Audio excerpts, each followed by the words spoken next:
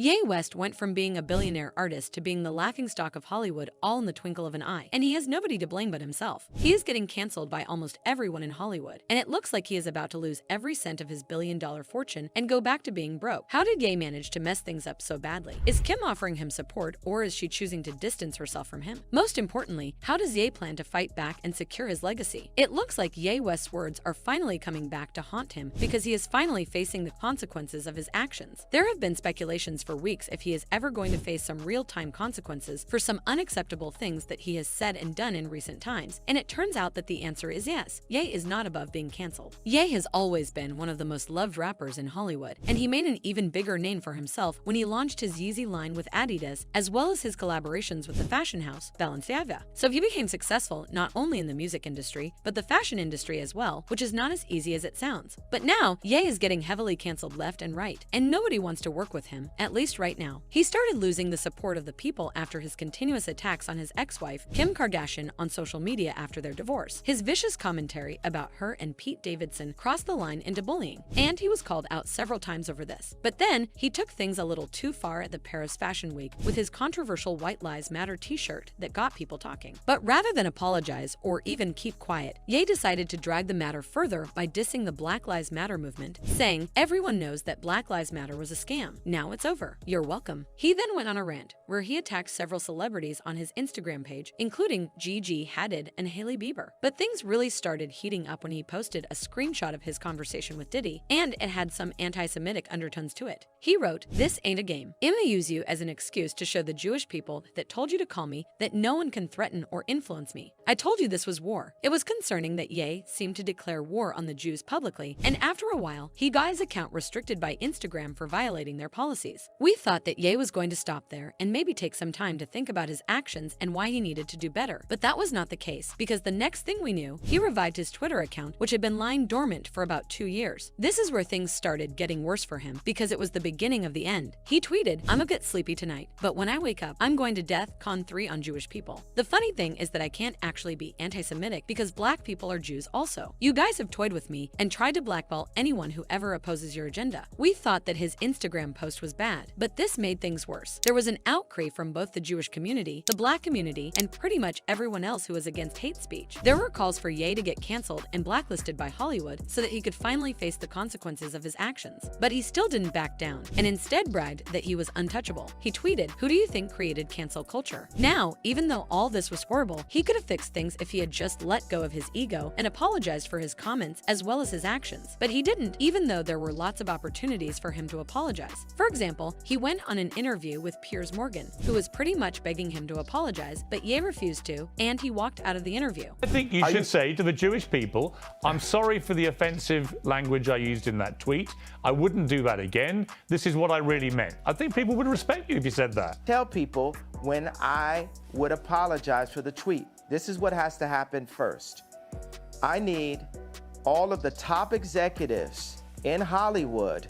I need the top executives at the NBA and at the NFL. We'll do those two sports specifically. Interview adjourned. Love you. In yet another interview, he claimed that he was going to war, but he couldn't afford it because he only had about $120 million in his bank account. I'm going to war. You know, I don't have endless resources. I only have honestly only maybe $120 million in my account. We all thought that he had hit the bottom and there was no way that he could possibly make the situation any worse for himself, but he proved us wrong when he went on the Drink Champs podcast and made some statements that made people even angrier. First, he further dissed the Black Lives Movement by claiming that George Floyd had died of a fentanyl and that the police officer barely even had his knee on his neck. Hit him with the fentanyl. If you look, the guy's knee wasn't even on his neck like that. He then bragged that he could say all the anti-Semitic things he wanted to say because he knew for a fact that Adidas would never drop him. The thing about it, me and Adidas, is like, I could literally say anti-Semitic shit and they can't drop me. I could say anti-Semitic things and Adidas can't drop me.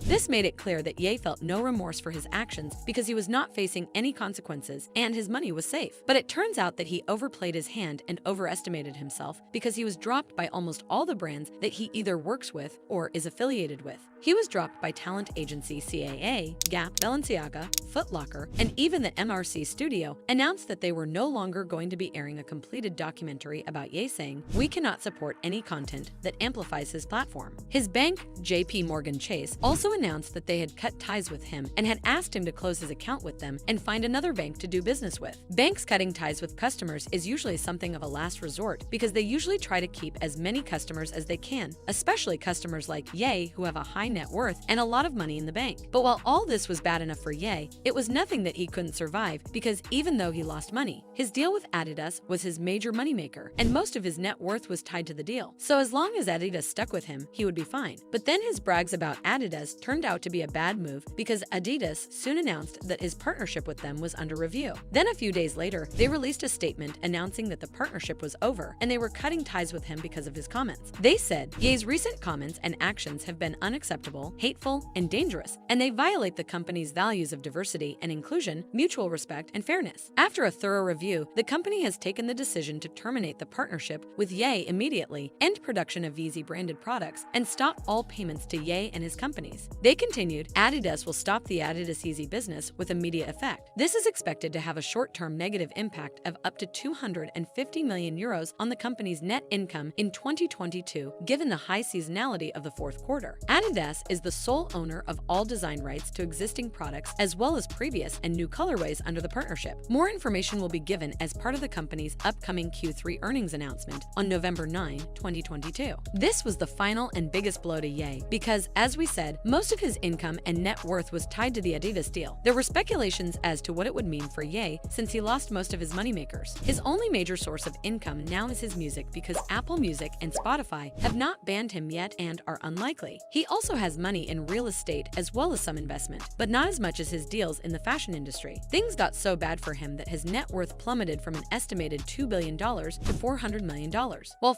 $400 million is still a lot of money, it is only a fifth of what he was worth just a few weeks ago, and it goes to show that cancel culture is just as strong, if not stronger than most people think. After weeks of silence, Ye's ex, Kim, has spoken out about Ye's antics, and contrary to what a lot of people expected, she was not on Ye's side at all. She chose to save her own skin, saying, "Hate speech is never okay or excusable. I stand together with the Jewish community and call on the terrible violence and hateful rhetoric towards them to come to an immediate end." Even though she was careful not to call Ye by name, it was obvious that she was referring to him. So how does Ye feel about being canceled so badly in Hollywood and losing everything that he worked for? Well, it looks like he still has no remorse because he is still insisting that he is in the right, and even complained about being bullied and blacklisted by Hollywood. I want to talk about the Jewish comment.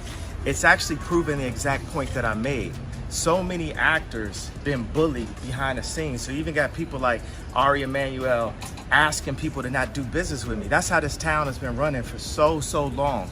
They'll mute you. They'll try to mute you at all costs. It's crazy that he still can't see how wrong he is when he has some people supporting him and spreading anti-Semitism in his name. And even though he complained about being bullied and silenced, it looks like so many people just feel satisfied that he is finally facing the music. Somebody wrote, "Kanye West is a despicable person. This is not cancel culture. This is the classic facing the consequences of your actions culture." Another person said, "Kanye West deserves to be canceled, and he has no one to blame but himself. Maybe he ought take those meds and seek professional help." And this other person brought up the Kardashian curse, saying, "I thought Ye beat the Kardashian curse, but it got him in the end. He's losing everything, and this not the generation that's going to let him get it back by simply putting out music. He might be done for real." So is this the end of Ye West as we know him? Or is he going to somehow manage to stage a comeback from all this? We'll wait and see, but while you're here, you should check out this other cool video.